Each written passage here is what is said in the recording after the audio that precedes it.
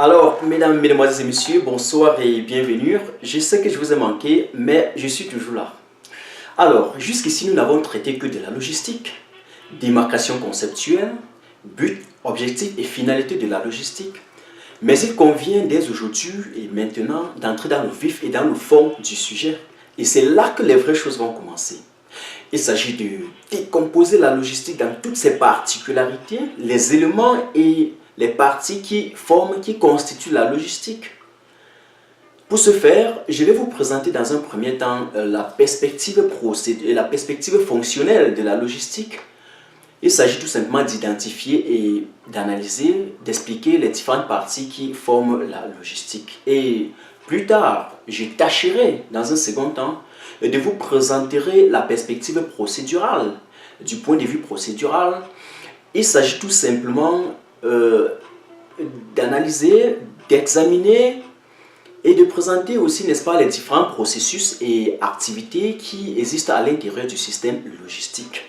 Ces deux aspects sont d'une importance capitale et jouent un rôle primordial pour l'évolution de la logistique, pour la performance, la perspicacité et la fiabilité de la logistique. Car du point de vue fonctionnel déjà, on constatera que la logistique supporte et aide certaines fonctions typiques de l'entreprise, certaines fonctions classiques de l'entreprise telles que l'achat, la production et la vente. Lorsqu'il s'agit d'une entreprise de production, bien sûr, parce qu'on ne parle de la production que lorsqu'il s'agit d'une entreprise qui a une fonction de production. Quand une entreprise n'a pas une fonction de production, généralement, ce sont des entreprises commerciales ou de services que je parle, n'est-ce pas?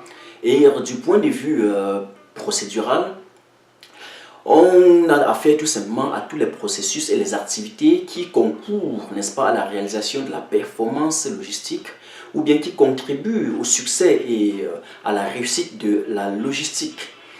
Alors, quelles sont les parties, les fonctions de la logistique? La logistique a quatre grandes fonctions, je vais dire fondamentalement ou principalement quatre grandes fonctions, à savoir l'achat et accolé ou arrimé à cela la logistique d'approvisionnement.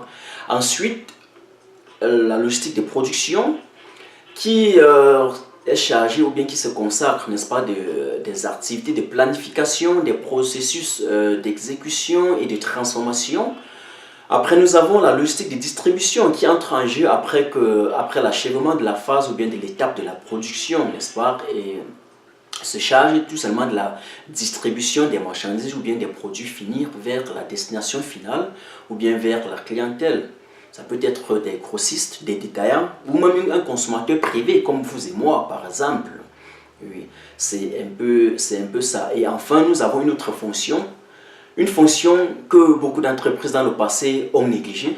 Mais depuis un certain temps, ils ont pris acte de ça et à partir de cette fonction, ils réussissent quand même à épargner une très grande quantité d'argent aussi. C'est ce qu'on appelle en anglais la reverse logistique. Ce n'est rien d'autre que la gestion de la logistique de retour. Les activités qui sont menées là sont des activités je veux dire, de recyclage et d'élimination des déchets. C'est exactement, ou bien évidemment sur cet aspect, que s'installent les activités typiques, les activités communales de nettoyage urbain et rural et de collecte de déchets. C'est un peu ça. Donc voilà en gros, en résumé, les quatre grandes fonctions principales, fondamentales, regroupées de la logistique.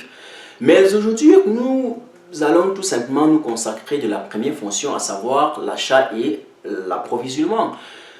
Et les trois autres fonctions, je vais les expliquer ultérieurement. Et c'est quand nous allons un jour terminer avec toutes les quatre fonctions de la logistique, donc je venais d'entrée de jeu d'énumérer, que nous allons aborder la perspective procédurale. Parce que comme je vous avais dit d'entrée de jeu ou depuis le début, la logistique a un domaine de définition un peu large, un champ d'application très vaste. Oui. Alors, c'est quoi l'achat et l'approvisionnement? Disons que pendant les activités d'achat, on essaie de localiser le marché. C'est en quelque sorte l'étude de marché. On essaie de localiser les fournisseurs, quel que soit le point du monde où ils se trouvent, surtout avec le phénomène de la globalisation et de la mondialisation progressive. La récupération des offres, l'examination, l'identification de ces offres et des fournisseurs. c'est la négociation du prix, la fixation des termes de contrat et l'établissement de certaines conditionnalités. D'après mes recherches, mes études et mes connaissances, lorsque, ou bien si nous constatons, ou si nous considérons tout simplement la planification, la conception, le contrôle des marchandises ou des flux de marchandises et de produits entre une entreprise et ses différents fournisseurs, alors la fonction correspondante ou la fonction appropriée, c'est bel et bien la logistique d'approvisionnement. Mais j'ai un peu changé avec beaucoup d'étudiants de la logistique et d'autres étudiants même des sciences économiques. Ils comprennent certains initiés qui confondent les termes achat et approvisionnement. Alors il convient, je pense qu'il y a une nécessité, n'est-ce pas, d'établir quand même un petit processus de différenciation entre les deux mots. Les achats ont une fonction autonome et symétrique, pendant que les approvisionnements se rapprochent plus, je dis bien plus et principalement de la planification de la production. J'espère qu'on est clair là-dessus. C'est vrai que la direction générale de l'entreprise peut parfois, et le fait même déjà, consacrer, n'est-ce pas, ces deux fonctions à deux entités différentes, mais il n'en demeure pas moins que les deux fonctions, c'est-à-dire achat et approvisionnement, devraient constituer une entité cohérente, étroitement liée et à la limite même intégrée. Oui. Alors, c'est quoi l'objectif de la logistique d'approvisionnement? L'objectif de la logistique d'approvisionnement, c'est de mettre à la disposition de l'entreprise ou bien de rendre accessible à l'entreprise les biens et produits non manufacturés, notamment les matières premières stratégiques. Je parle bien des matières premières végétales par exemple, transformées pour les produits de consommation, les matières premières minérales utilisées dans les industries chimiques, les matières premières métalliques telles que l'acier, l'aluminium, le fer, etc., utilisées dans les secteurs de construction mécanique, navale et automobile, j'en passe. N'oublions pas aussi certains métaux nobles tels que l'or, le platine et d'autres encore qui sont utilisés, n'est-ce pas, dans les industries des bijouteries. Et enfin, il y a également les auxiliaires de production qui ne sont rien d'autre que des supports, qui ne servent que des supports additifs. Oui, c'est un peu ça. Et donc la qualité et le service de l'achat et de l'approvisionnement conditionne aussi la qualité et le service de production, parce que si le matériel manque ou bien si le matériel est défectueux, et bien la production, le cycle de production s'arrête et puis l'entreprise ne pourra pas aussi, n'est-ce pas, approvisionner ses clients, il ne pourra pas aussi livrer les produits finis à ses clients, et donc il perd aussi la fiabilité, la logistique perd la flexibilité et puis il ne peut pas aussi tenir le délai, ce qui ne correspond pas, n'est-ce pas, aux enjeux de la logistique. Vous voyez qu'un petit canal défectueux dans le système logistique peut entraîner la chute, n'est-ce pas, ferme un peu, pardon, je suis un peu occupé, de tout le système. C'est un peu ça. Autre objectif, nous avons l'accélération même du flux et des transports du matériel, la réduction du temps de réapprovisionnement, l'optimisation même, n'est-ce pas, du budget d'achat, la minimisation des coûts de stockage et l'établissement même d'un plan prévisionnel, de consommation des matières premières stratégiques. C'est ça un peu l'objectif de l'achat et d'approvisionnement. Mais il y a également un exercice, c'est-à-dire que l'achat et l'approvisionnement, la logistique d'approvisionnement est également un exercice bien concret. Mais avant de parler de son exercice, il faut tout d'abord rappeler que la logistique d'approvisionnement n'est pas une fonction d'entreprise, parce que l'approvisionnement, l'entreprise n'assure pas seulement la disponibilité des matières premières, la disponibilité des produits et des matériels ou des marchandises, mais aussi la disponibilité physique de ses personnels et de ses travailleurs, en qualité et en quantité, dans le temps et dans l'espace. Et donc l'approvisionnement est une fonction typique classique de l'entreprise. Et donc la logistique d'approvisionnement n'en fait qu'une partie de cette fonction. Je pense que c'est très important, n'est-ce pas, de pouvoir différencier comme ça pour que nous puissions bien comprendre et placer les mots lorsqu'on parle, n'est-ce pas, de la logistique d'achat et d'approvisionnement.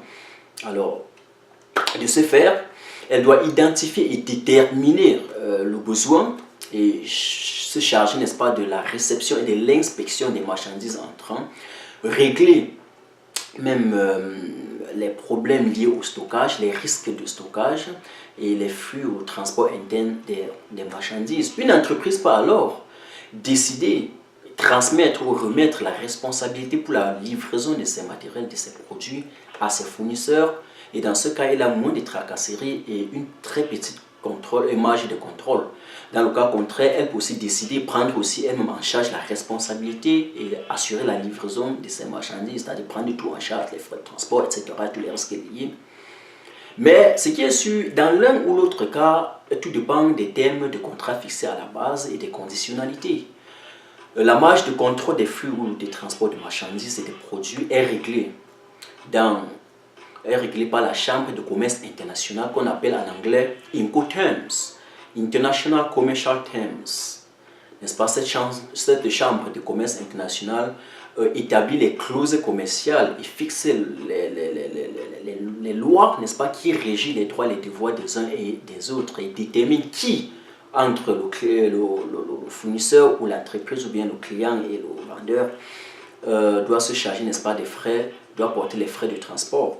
Je vais vous citer deux exemples de ces clauses, S-Word et Free on Board. Dans le premier cas, c'est l'acheteur qui prend en charge les frais et les coûts de transport, y compris tous les risques liés à ce transport. Dans le second cas, c'est exactement le contraire, c'est-à-dire c'est le fournisseur ou bien le vendeur qui se charge de cela. Donc, dans le cas des transactions internationales et à la logistique, on doit bien faire attention. Vous comprenez que la logistique n'est pas seulement la logistique. La logistique, dans le cas pratique, c'est également l'application des règles et la connaissance, n'est-ce pas, des lois, la connaissance de la régulation et d'une certaine réglementation.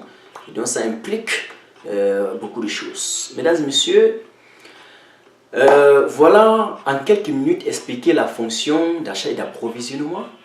Comme j'ai dit, les trois autres fonctions seront expliquées plus tard parce qu'en un an, on ne peut pas expliquer la logistique. C'est tout doucement pour que vous puissiez aussi me suivre. Pour tous les gens et les étudiants et les initiés qui aiment vraiment cette passion, je ne dois pas vous décevoir. Je serai là. Quand on doit finir avec la phase de théorie, on doit passer à la phase de calcul. C'est un peu ça, c'est du sérieux. Alors, je vous aime. Je sais que vous m'aimez aussi. Donc, mettez juste un petit pouce et partagez. Vous ne perdez rien. Je vous aime. Ciao, ciao et à la prochaine.